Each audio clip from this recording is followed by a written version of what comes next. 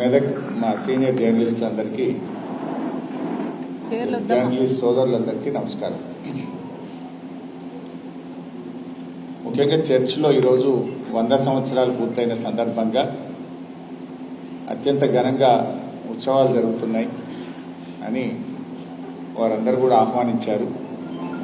ఈరోజు BRS party తరఫున మేమందరం కూడా ఈ క్రిస్మస్ పండుగ సందర్భంగా ఈ వారోత్సవాల్లో పాల్గొనడం జరిగింది. కాంగ్రెస్ పార్టీ అధికారంలోకి వచ్చిన తర్వాత క్రైస్తవులకు ఇచ్చేటువంటి క్రిస్మస్ గిఫ్ట్ను కూడా ఇవ్వకుండా రేవంత్ రెడ్డి గారు క్రైస్తవులకు తీవ్రమైన అన్యాయం చేశారు. తెలంగాణ రాష్ట్ర తొలి ముఖ్యమంత్రిగా కేసీఆర్ గారు భారతదేశంలో క్రిస్మస్ పండుగను అధికారికంగా జరిపిన తొలి ముఖ్యమంత్రి కేసీఆర్ గారు.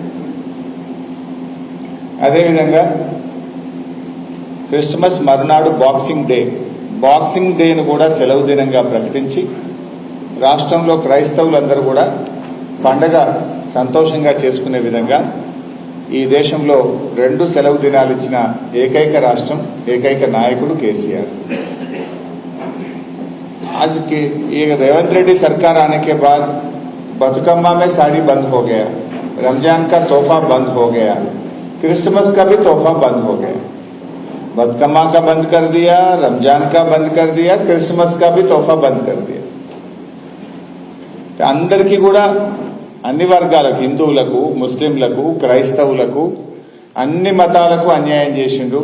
అన్ని మతాల్లో ఉండే పేదలకు అన్యాయం చేసిండు రేవంత్ రెడ్డి గారు. ఇవాళ రాష్ట్రంలో ఎవరికి కూడా శాంతి లేదు, భద్రత లేదు. कहीं सुकून नहीं है, कहीं सिक्योरिटी भी नहीं है. लोग परेशान में हैं. రేవంత్ రెడ్డి ఏడాది పాలనలో ఎప్పుడన్నా మీరు చూడుండ్రి, ముఖ్యమంత్రి కాకముందు కంటే ముఖ్యమంత్రి అయిన ఏడాది పాలనలో కూడా ఓర్లుడు తప్ప ఓదార్పు లేదు. ఓర్లుడే ఏమనంటే పేగులు మెడలు వేసుకుంటా, సీర్తా, సంపుతా, గోటీలాడతా, లాగుల తొండలు జొరగొడతా, గివ్వే తప్ప ఒక వర్గాన్ని ఎవరినైనా ఓదార్చిండా? ఇప్పుడు పాపం సర్వశిక్ష అభియాన్ వాళ్ళు రోడ్డు మీద ధర్నా చేస్తారు. అరే భయ్, నేను మీకు మాట ఇచ్చినా ఒక ఏడాది చేస్తా, ఒక 6 నెలలకు చేస్తా, ఒక 3 నెలలకు చేస్తా అనే ఓదార్పు ఉన్నదా? ఏ వర్గాలకు కూడా ఓదార్పు లేదు. అడిగిన వాళ్లను అదరగొట్టుడు, ప్రశ్నించిన వాళ్ళ మీద పగబట్టుడు, ఇది అలా ఈ రాష్ట్రంలో నడుస్తున్నది. ప్రశ్నిస్తే వాళ్ళని పగబడతాడు. అసెంబ్లీలో మేము అడిగినామనుకో అదరగొడతాడు. అసలు అడిగింది ఒకటి ఉంటుంది అని చెప్పేది ఒకటి ఉంటుంది. మొన్న మీరు చూసింది అసెంబ్లీలో మేము అడిగింది ఏంది, ఆయన మాట్లాడింది ఏంది, అడిగిన దానికి సమాధానం లేదు. ఆయన అడ్డగోలుగా అదరగొట్టే మాటలు మాట్లాడితే మళ్ళీ మాకు మైకి ఏంటి అంటే స్పీకర్కి చెప్తాడు, ఇలా మైకి ఏపుర్రి అని. ఏది పెడితే అది నోటుకు వచ్చినట్టు అబద్ధాలు చెప్పి హద్దులు దాటిపోయాడు. అసెంబ్లీలో కూడా రేవంత్ రెడ్డి గారు అన్ని అబద్ధాలు మాట్లాడి తన హద్దులు దాటి ప్రవర్తించాడు. రేవంత్ రెడ్డి అసెంబ్లీ సమావేశాలను అపవిత్రంగా మార్చింది ఒక రకంగా చెప్పాలంటే.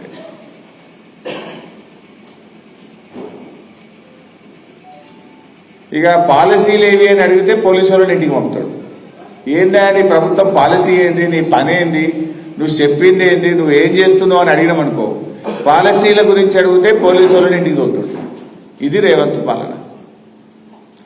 చివరికి యాందాకు వచ్చింది, పోలీసు వాళ్ళు తమ పని తాము చేయలేక రాష్ట్రంలో క్రైమ్ రేట్ పెరిగింది, రికవరీ రేటు తగ్గింది.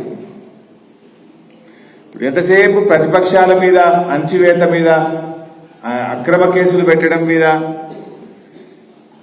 మా మీద నిఘా పెట్టడం మీద నీ పాలన నడుస్తుంది. అందుకే ఏమైంది రాష్ట్రంలో, నిన్న హైదరాబాద్ పోలీస్ కమిషనర్ ఏడాది రేవంత్ పాలనలో ఎన్ని కేసులు పెట్టినాము, ఎంత క్రైమ్ రేట్ జరిగిందో నిన్న రిపోర్ట్ ఇచ్చింది. ఏముంది ఆ రిపోర్ట్లో? 41% క్రైమ్ రేట్ పెరిగింది. కేసీఆర్ పాలన కంటే రేవంత్ పాలనలో 1 సంవత్సరంలో 41% కేసులు పెరిగినాయి. అంటే నువ్వు మంచిగా పని చేసినవా, నువ్వు మంచిగా పని చేయలేదు అనడానికి ఇది ఒక ఉదాహరణ చాలదా అని నేను అడుగుతా ఉన్నా. క్రైమ్ రేటు పెరిగింది. छोड़ दो ना भाई, डिस्टर्ब मत करो।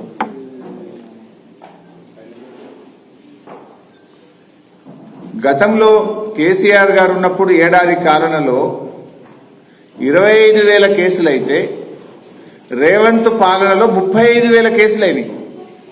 10,000 కేసులు ఒక హైదరాబాద్ నగరంలో పెరిగినాయి. కేసులు అంటే మర్డర్లు, రేపులు, చైన్ స్నాచింగ్, రాబరీస్, దొంగతనాలు, రకరకాల కేసులు, ల్యాండ్ కేసులు 10,000 కేసులు పెరిగినాయి అంటేనే నీ పాలన ఎంత చెత్తకున్నదో అర్థమవుతుంది కదా. నువ్వు నీ పరిపాలనలో నువ్వు ఫెయిల్ అయిపోయినావని అర్థమవుతుంది కదా. హోమ్ మినిస్టర్ నువ్వే, ముఖ్యమంత్రివి నువ్వే. హోమ్ మినిస్టర్ గా నువ్వు ఫెయిల్, ముఖ్యమంత్రిగా లా అండ్ ఆర్డర్ నిర్వహణలో నువ్వు ఫెయిల్. ఈ రాష్ట్రంలో నీ ఏడాది పాలనలో 9 మత కలహాల ఇన్సిడెంట్స్ జరిగినాయి. 9 మత కలహాలు జరిగినాయి. శాంతి లేదు, భద్రత లేకుండా పోయింది. పౌరులకు భద్రత లేదు, రాష్ట్రంలో శాంతి లేదు. అందరినీ ఇబ్బంది పెడతావు నువ్వు.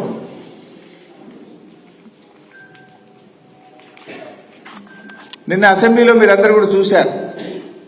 అసెంబ్లీ సాక్షిగా రేవంత్ రెడ్డి గారు 6 గ్యారంటీల గురించి చేతులెత్తిండు. तो 6 गारंटी के बारे में हम पूछे तो कब देते, कब तक देते, कितना देते, कुछ नहीं बोला, हाथ उठा दिया. నమ్మి ఓటేసిన రాష్ట్ర ప్రజలకు గాడిద గుడ్డు మిగిల్చిండు రేవంత్ రెడ్డి. ఒక సంవత్సరంలో 1,27,000 కోట్లు అప్పు చేసిండు రేవంత్ రెడ్డి. ఏం చేసినవే 1,27,000 కోట్లు అంటే బడా బడా కాంట్రాక్టర్లకు బిల్లులు ఇచ్చిండు. పర్సంటేజీలు తీసుకున్నాడు, బడా కాంట్రాక్టర్లకు బిల్లులు ఇచ్చిండు.